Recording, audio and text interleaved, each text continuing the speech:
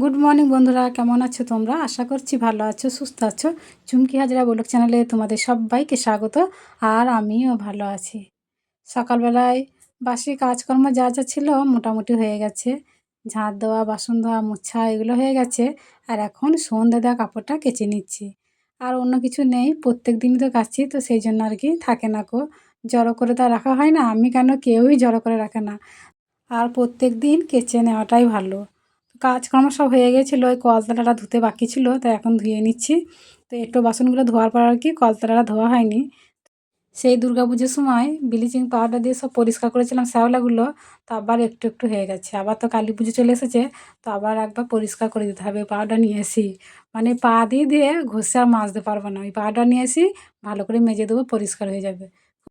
মানুষ এখন অলস আর কুড়েমি বেশি হয়ে গেছে, তো সেই জন্য রোগ ব্যাধি বেশি।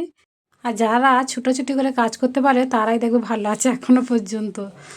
আমি তরকারি কাটছি আর বসে বসে আমার শাশুড়ির সঙ্গে কথা বলছি আর হাসছি আর কি, একটা হাসির কথা, তো সেই জন্য হাসছি।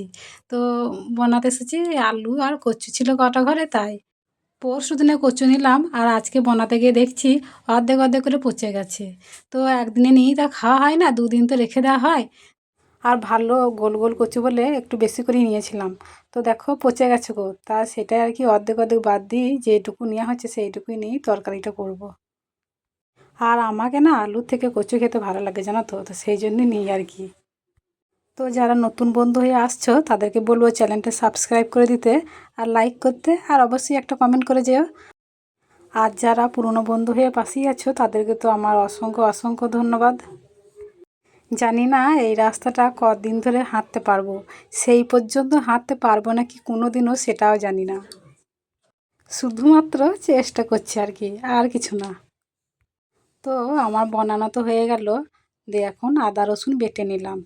শিলেতে মশলা বেটে তরকারি করলে না, সেই তরকারি খেতে খুব ভালো লাগে আমাদেরকে। কিন্তু এখন আর বাটাটাই হয় না গো, সব কিছুই মশলা গুঁড়ো নিয়ে আসি। বাটার মধ্যে শুধু আদা রসুন ওইটাই একটু যা বাটি। তো প্রত্যেক দিন আবার আদা রসুন বাটতেও লাগে না, তো যেদিন দরকার হয় সেদিন বাটি। বাড়ির মধ্যে এত রোদ্দুর, অর্ধেকটা পিড়ে জুড়ে রোদ্দুর, মানে মশলাটা করতে গিয়ে মানে এত গরম ধরে গেছে কি বলবো। তবে এই যে শীতকাল আসছে, শীতকালে কিন্তু আমাদের বাড়িটা খুব ভালো, এটা আমি বলবো। কেননা সকাল 9টা থেকে 2:30-3টে পর্যন্ত রোদ্দুর থাকে। রোদ্রে বসে আমরা মুড়ি ভাত খাই, রান্না করি, রোদ্রে বসে থাকি, মানে খুব ভালো লাগে তখন জানো তো। মানে রোদ্দুর উঠলে শীতকালে তো প্রত্যেক দিন রোদ্দুর উঠতে চায় না কেউ। আর রান্না করছি মাংস। ছেলেটাই দুদিন ধরেই বলছে মা একটু মাংস নিয়ে এসো, মাংস নিয়ে এসো। তো আনার হচ্ছিল না, তো আজকে নিয়ে এলাম। তো আমাদের এক সপ্তাহ যদি বাড়িতে মাংস না হয় তাহলে মনে হবে বাবা কতকাল মাংস খাওয়া হয়নি, তাই মনে হয়। তো এক সপ্তাহ 10 দিনই হয়তো এরকম হবে মাংসটা আনা হয়নি। তো সেই জন্য ছেলেটা তো এত ব্যস্ত দেখাইছিল, তো আজকে নিয়ে এলাম, তাই মাংস রান্না করছি। তো কচু আলু দিয়ে আর কি মাংস ঝোলটা হবে। আজকে মাংস রান্না করতে গিয়ে লঙ্কার গুঁড়ি পরিমাণটা একটু বেশি হয়ে গেছিলো, একটু ঝাল ঝাল লাগছিল, তো খেতে পাচ্ছিলাম না তো। ছেলেটা কিন্তু খেয়ে নিয়েছে, মাংস তো যেহেতু তাই তাই খেয়ে নিয়েছে, অন্য তরকারি হলে কিন্তু খেত না। কিন্তু আমি খেতে পাচ্ছিলাম না, একটু ঝাল লাগছিল। তরকারিতে ঝাল তো খাই, তবে বেশি বেশি ঝাল হয়ে গেলে কি আর খেতে পারা যায় বলো, তো সেই জন্য আর কি। তো অনেকক্ষণ ধরে কষানো হয়ে গেছিলো মশলা দিয়ে, এখন জল ঢেলে দিলাম। তো এখন হোক, তারপরে আমাদের এদিকে টুকটাক কাজ আছে কটা, সেগুলো সেরে নিই। সেই যে তরকারিটা বসিয়ে দিয়ে গেলাম, তারপর আর দেখিনি। কটা কাজ ছিল বললাম না, সেইগুলো আর কি সারছিলাম। তো এবার চলো দেখি মাংসর ঝোলটা হয়েছে কি না। আমাদের বাড়িতে মাংস ঝোল হলে আর অন্য কোনো তরকারি দরকার নেই। অন্য কোনো তরকারি করলেও সেগুলো খেতে চায় না, নষ্টই হয়ে যায়। তো সেই জন্য মাংসের ঝোল এই যে আমার হয়েও গেছে, ভাত ঢেলেও দিয়েছি, এবার খেতে বসবো। ছেলেটার খাওয়া হয়ে গেছে, আমি বসেছিলাম।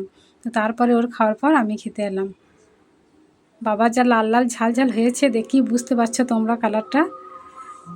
তো বন্ধুরা আজকের ভিডিওটা এই পর্যন্তই, দেখা হচ্ছে আগামী পর্বে। সবাই সুস্থ থাকো, ভালো থাকো, টাটা।